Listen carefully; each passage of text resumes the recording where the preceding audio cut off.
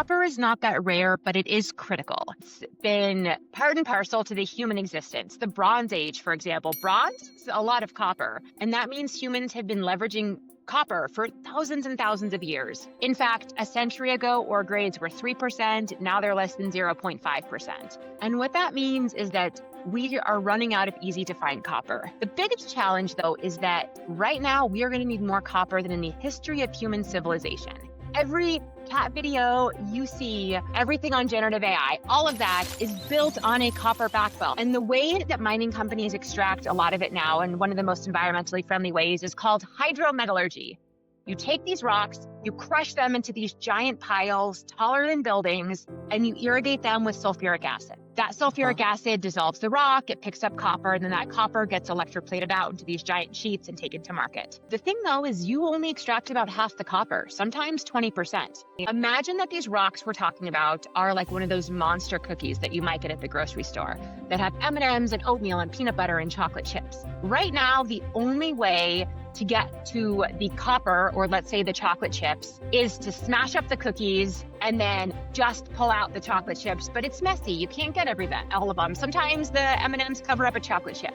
So our microbes are like little tiny cookie monsters, and they can just go in there and they can just devour the chocolate chips. They're also able to tell us how they're doing and scream up like, "Hey, I got chocolate chips," or "There's more chocolate over here, send down more friends." Microbes have been on Earth for billions of years. They were the first life forms on Earth. And you as a human have 10 times more microbial cells in your body than human cells. So in many ways, Really? you are more microbes than people. You're listening to Bite-Sized Climate Tech, Season 4. Let's dive in. Time to make climate cool again. I'm so excited to be here. Thank you for making time. Thank you so much for your time. I really appreciate it because it's really early for you. This is one of my biggest highlight of the week because I get to talk to a great scientist like yourself. So today at this episode, we have Dr. Liz Dennett, and you're the founder and CEO of Endolith. It's a company harnessing the power of microbes to extract critical minerals for our world. Critical minerals is such a term nowadays I hear everywhere I go. So It was so lovely to have you on. First off, I'm so excited to be here. At Endolith, we are using Earth's oldest miners, these are microbes, to get more critical minerals like copper out of low-grade ores. I can geek out about what those are. As a human, I grew up in a small town in Alaska. I've done many things since my PhD in astrobiology. And these days, Endolith is about 15 people, and we are based right outside of Denver. When I first founded Endolith a few years back, no one was talking about critical minerals. And if they were, it was like, oh, they're dirty. I don't want anything to do with critical minerals. And now every morning when I check the New York Times, there's a new story or a new article about the global necessity, which is really cool. It feels like a moment of brilliant insight and skating to where the puck is going, even though it's probably just luck. I think you're at the right time, at the right space, and doing the right thing. And that's why today the topic is microbes, Earth's oldest miners, and how your technology AI-guided bugs are unlocking the copper in waste rock. I'm not a science person, but I'm very geeky and nerdy in that way. I wanted to understand.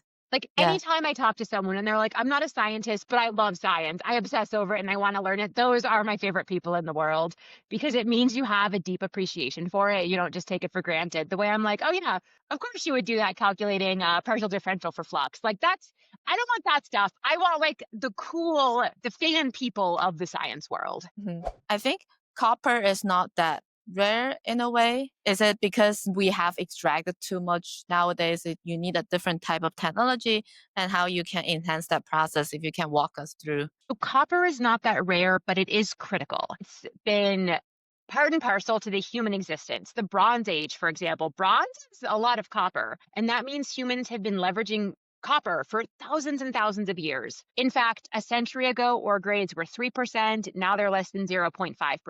And what that means is that we are running out of easy to find copper. The biggest challenge, though, is that right now we are going to need more copper than in the history of human civilization.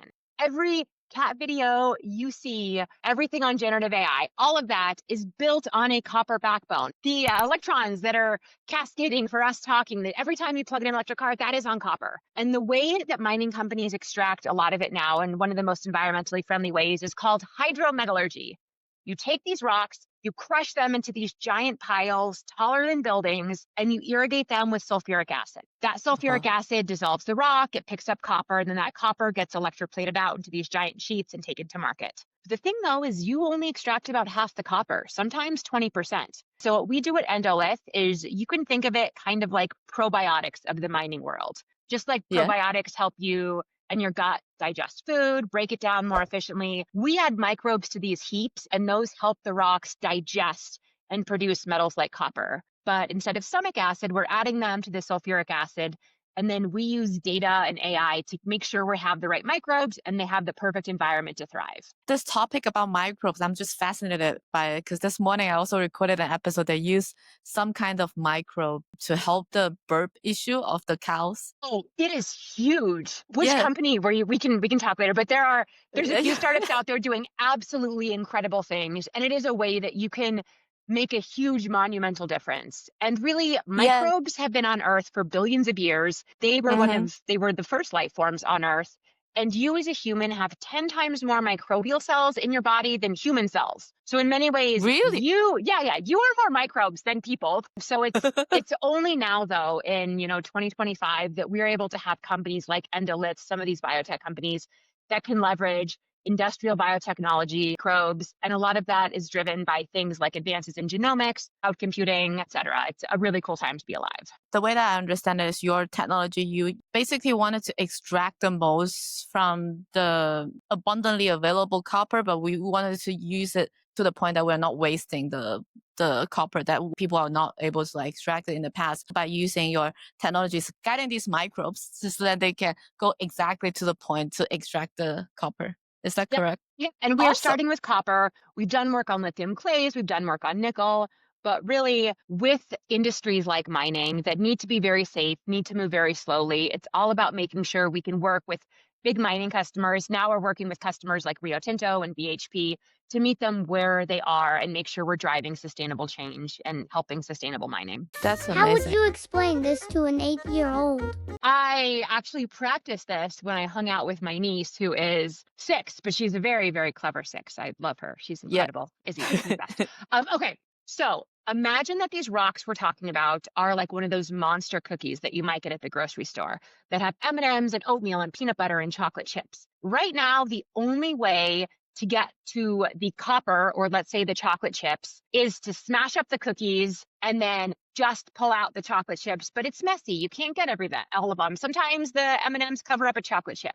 So our microbes are like little tiny cookie monsters, and they can just go in there and they can just devour the chocolate chips with much less mess and much less waste. And then they're also able to tell us how they're doing and scream up like, hey, I got chocolate chips, or there's more chocolate over here, send down more friends. It's not only that you have the help from these little friends they love the chocolate chips in the monster cookies, but they also have a way to communicate with you, and then you also have a way to feed back to them, and then they were like, and it's getting better. So it's the AI elements to it. So my next segment is you're going to answer a question from a previous guest. They are also using microbe in a way to help the problem in the climate. They're the cow people.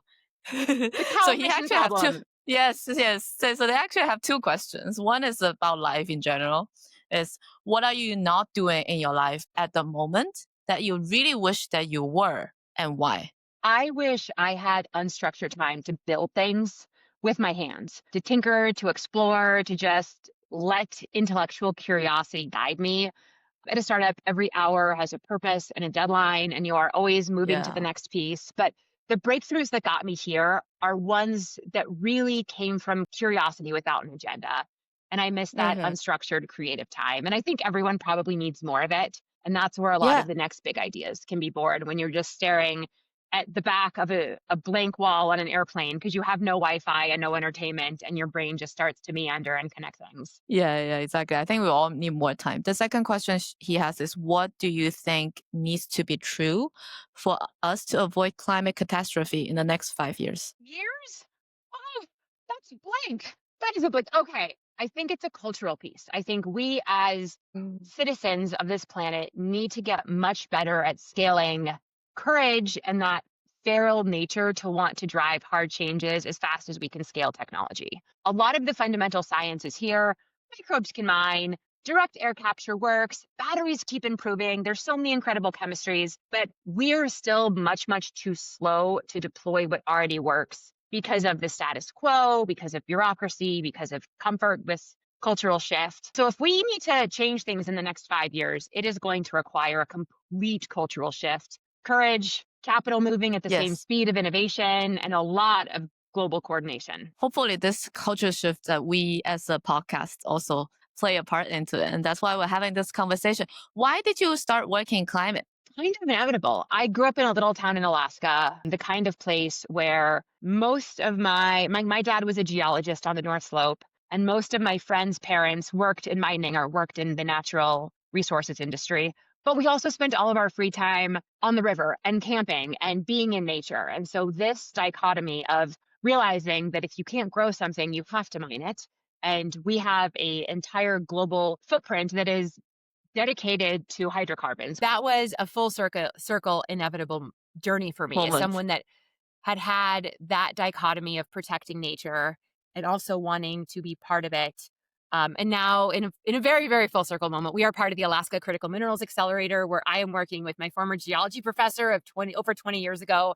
And we are deploying our technology back in Alaska to look at how we can do more non-invasive and low-invasive mining and critical mineral extraction. So that has been incredibly cool. But as a elder millennial, how I make an impact on the planet has always been top of mind, and how I can carry forward all of those Schoolhouse Rock videos we had and all of those lessons about environmental stewardship. It's just been inevitable. Yeah, I actually hear your story from a very original moment that your life when you grew up in Alaska, and then mining is a big part of your life. And now you're just bringing everything that your life experience and your work experience and your expertise, everything all together. If everyone can think back to their life like that and bring all we have into climate work, it would be great for the planet. So for that, we're going to close the podcast with one sentence of hope.